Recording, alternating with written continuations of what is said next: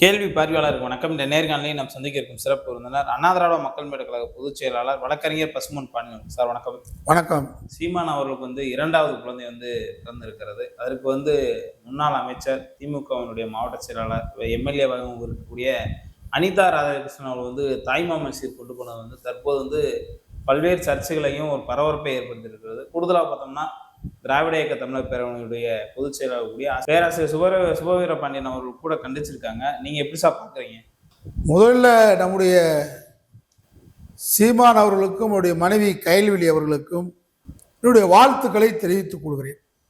அவங்க ஒன்றும் அந்நியம் இல்லை, அந்நிய படையெடுப்பால் தமிழகத்தில் பூந்தொருள் அல்ல. இன்னும் சொல்ல வேண்டும் என்றால் திராவிட இயக்கத்தில் இருந்த காளிமுத்து அவருடைய நாங்கள்லாம் குடும்பத்தோடு அவரோடு பழையவர்கள், அவருடைய மகள்தான் கயல்விழி. அந்த அடிப்படையில் அவர்களுக்கு வாழ்த்து சொல்வது என்பது தவறல்ல. ஆனால் தமிழக அரசியல் களத்தில்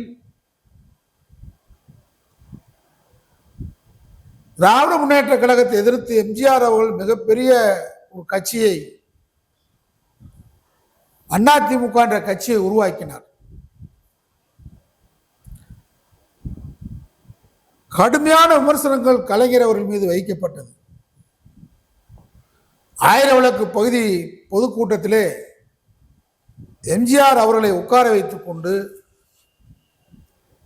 கே.ஏ. கிருஷ்ணசாமி பேசினார். தலைவர் எம்ஜிஆர் அவர்களே, புரட்சி தலைவர்களே, நீங்கள் ஆணையிடுங்கள், நான் கோபாலபுரம் சென்று கருணாநிதியின் தலையை அறுத்து கொய்ந்து குணர்ந்து இந்த மேடையில் வைக்கிறேன் என்று சொன்னார். எம்ஜிஆர் அவர்கள் அவர் சட்டையை பிடிச்சி வேட்டியை பிடிச்சி இழுத்து நிப்பாட்டி மன்னிப்பு கேள் என்று சொன்னார். கருணாநிதி என்ற வார்த்தையை பயன்படுத்தக்கூடாது, கலைஞர் என்று சொன்னார். அதே போன்று திமுக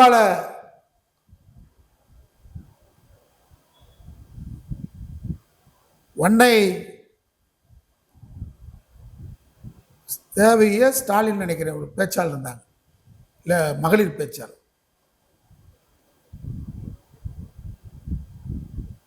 அவங்க எம்ஜிஆர் அவர்கள் சட்டமன்றத்தில் ஒரு தீர்மானம் போட்டார். என்ன தீர்மானம் போட்டார்னு கேட்டால், உயிரோடு இருக்கிறவங்க பேரில் தெருக்கள் பெயர் இதெல்லாம் இருக்கக்கூடாதுன்னு சொன்னார். அந்த அம்மா பேசிட்டு இருக்கிற கூட்டம் வண்ணை ஸ்டாலின் அவங்க பேர். அவங்க இந்த தெரு எம்ஜிஆர் தெருனால அவங்க என்ன பண்ணிட்டாங்க, எல்லாரும் எந்திரிச்சிருந்தோம்னா மௌனம் செலுத்துங்க, எம்ஜிஆர் இறந்து போயிட்டாரு, அதனால தான் எம்ஜிஆர் பேர் இந்த தெருன்னு சொன்னோன்னே அவங்க என்னானே விளக்கம் கேட்கல, கலைஞர் கட்சியை விட்டு சஸ்பெண்ட் பண்ணாங்க.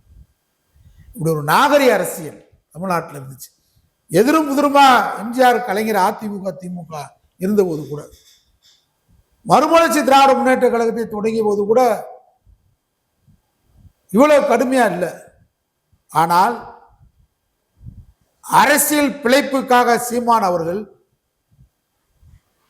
கலைஞர் அவர்களை கடந்த 10 ஆண்டுகளாக தமிழக அரசியல் களத்தில் இவ்வளவு தரக்குறைவாக, கேவலமாக, இழிவாக பேசியது யாருமே தமிழ்நாட்டில் இல்லை, சீமான தவிர.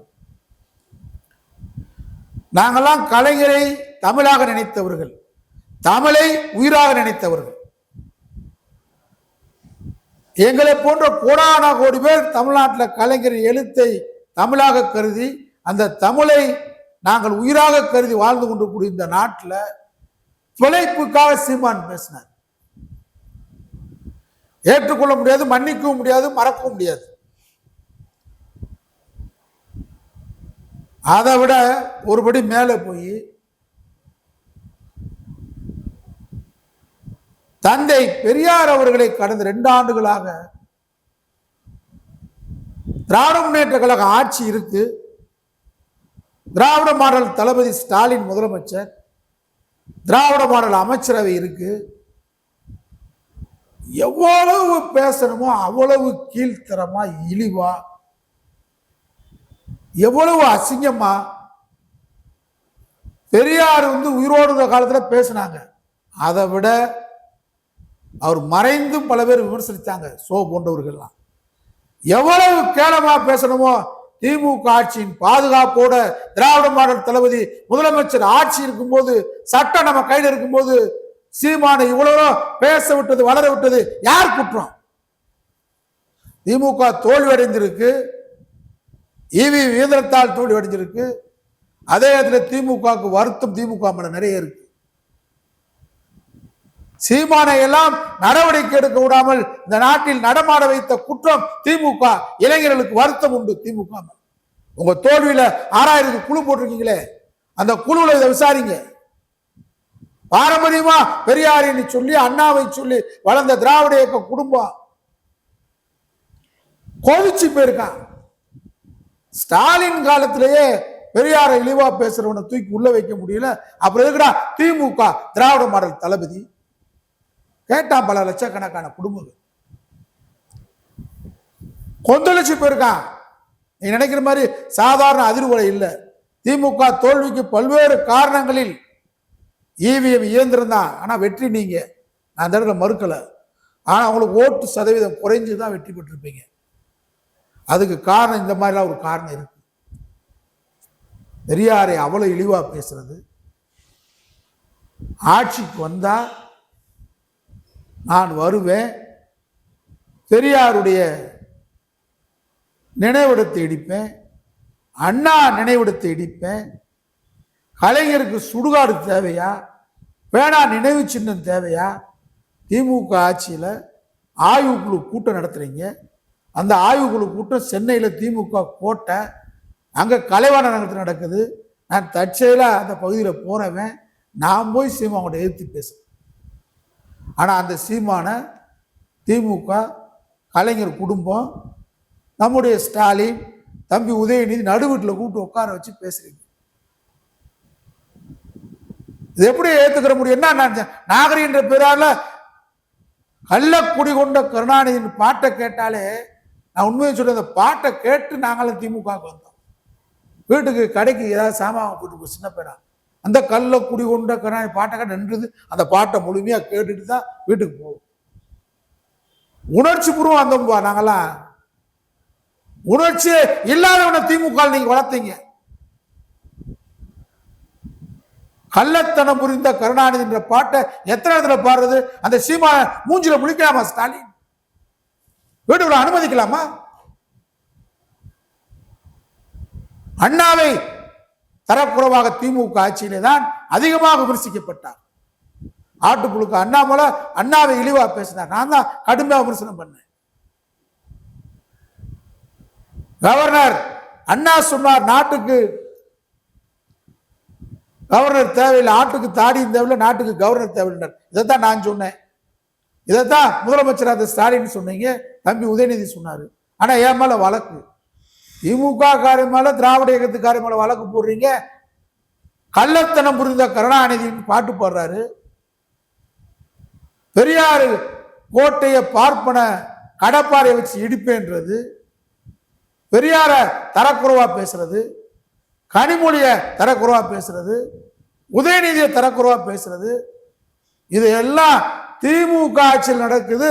நாங்க அவனை கண்டுக்கிற மாட்டோம்னு சொன்னா இதை எப்படி ஏத்துக்கிற முடியும்? இதை மன்னிக்க முடியாது.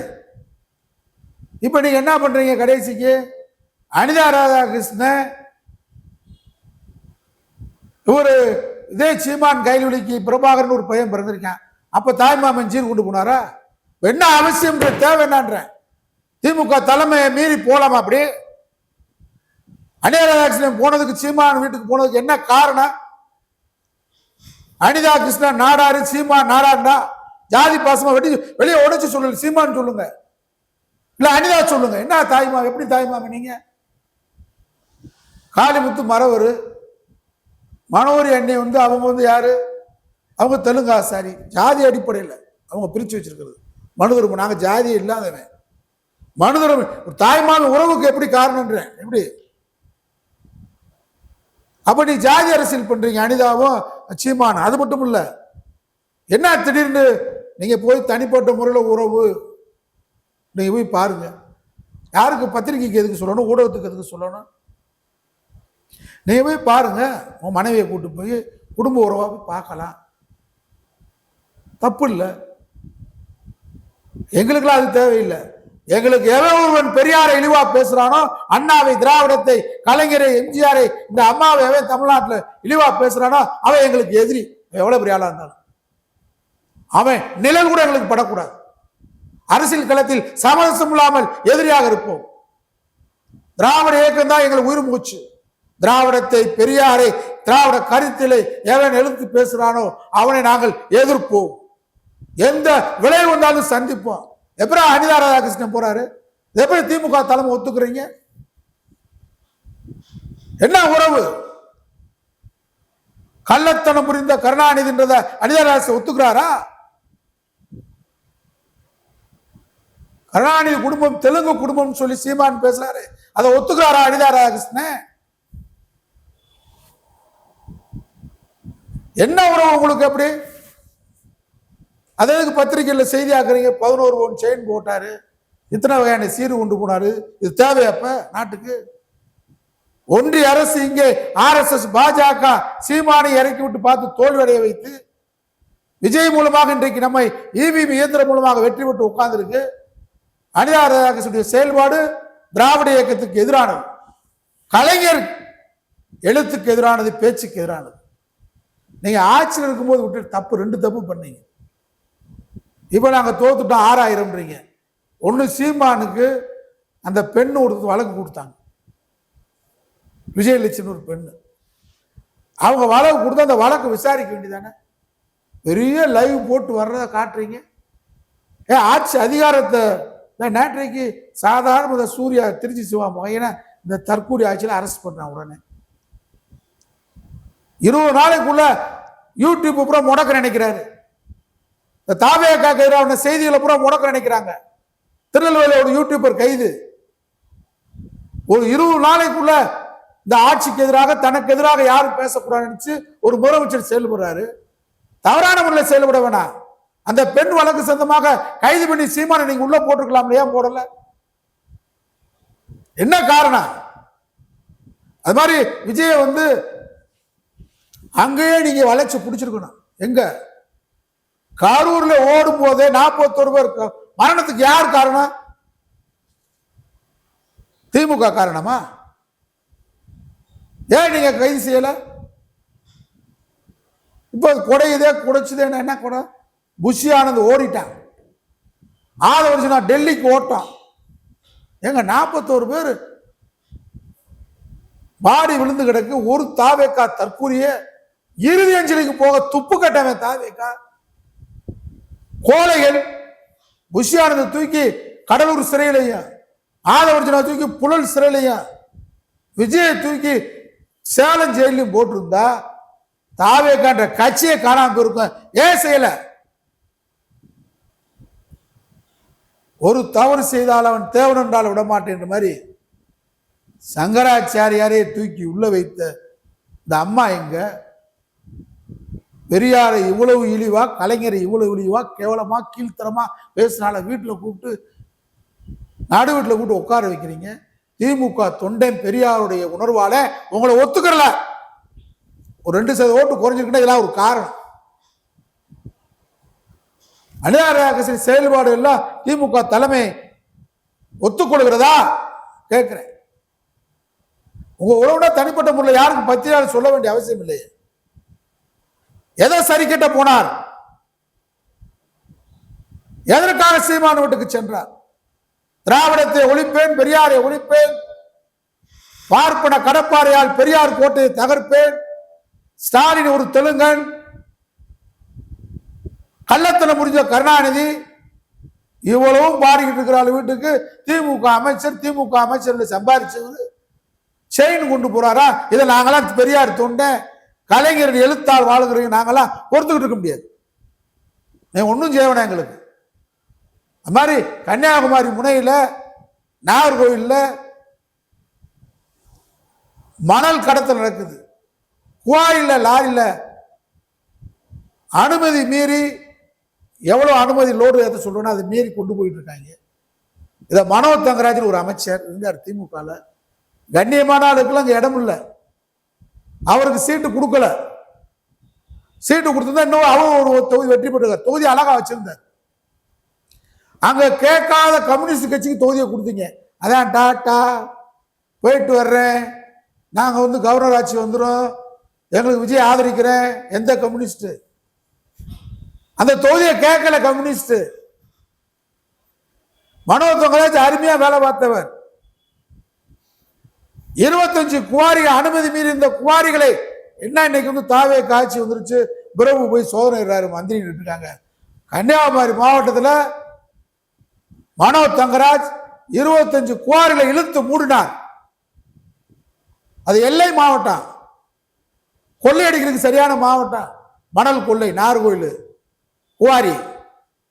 ஆனா ஒரு அமைச்சர், திமுக ஒரு அமைச்சர் பொது சிந்தனையோட, திராவிட இயக்க சிந்தனையோட கன்னியாகுமரி மண்ணை கவுவதற்காக, காவிமயமாக்குவதற்காக, கன்னியாகுமரி மண்ணையே விழுங்குவதற்காக RSS திட்டமிட்ட அந்த பூமியில ஒரு மனோ தங்கராஜ் திராவிட முன்னேற்ற கழக கருப்பு சிவப்பு கொடியோட அங்கே இந்த மணல் மாவியாக்களை, குவாரி மாவியாக்களை எதிர்த்து போராடினார்.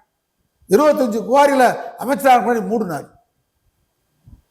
4 குவாரி தான் அனுமதியோட இயங்குச்சு. 5 செக் போஸ்ட் தான் இருந்துச்சு. 25 செக் போஸ்ட் உருவாக்கினார்.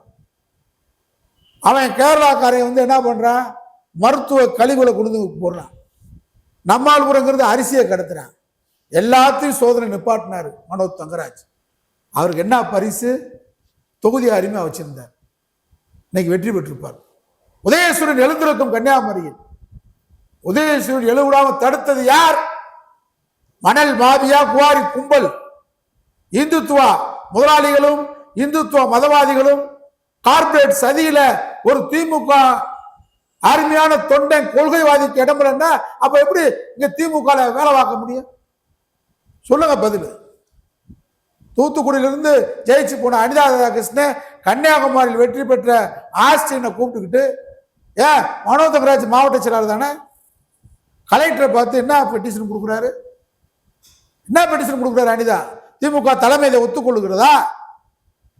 இந்த செக் போஸ்ட் சோதனை பண்றாங்கல்ல, நிறைய நேரம் ஆகுது.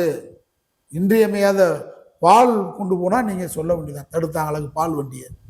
இன்றியமையாத மக்களுக்கு போகக்கூடிய பால் வண்டி, அரிசி, உணவுப் பொருட்கள், அத்தியாவசியமானகள், இதுகெல்லாம் தடுக்கிறாங்க, சோதனை பண்றாங்கன்னு அனிதா ராதாகிருஷ்ணன் ஆஸ்டின்னு மாவட்ட ஆட்சியர்கிட்ட புகார் கொடுத்து தான் வரவேற்கலாம்.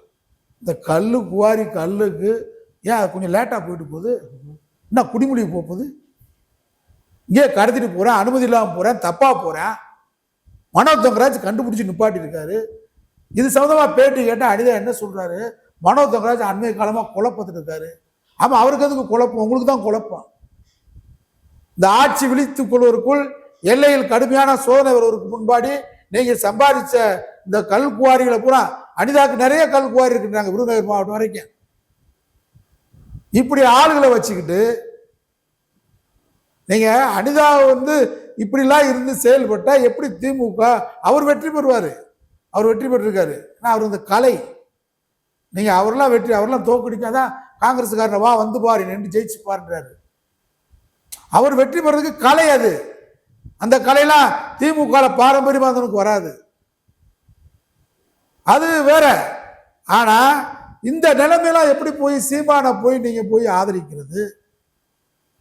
நடவடிக்கை எடுக்காத காலத்தில் விட்டது தப்பு. இப்போ போயிட்டு நாங்களாம் கொதிச்சு போயிருக்கோம், இன்னைக்கு கொதிச்சு போயிருக்கோம். கள்ளத்தனம் புரிஞ்ச பாட்டை பாடினது எப்படி நீங்க நடவடிக்கை எடுக்கல? வழக்கு போடல திமுக அரசு.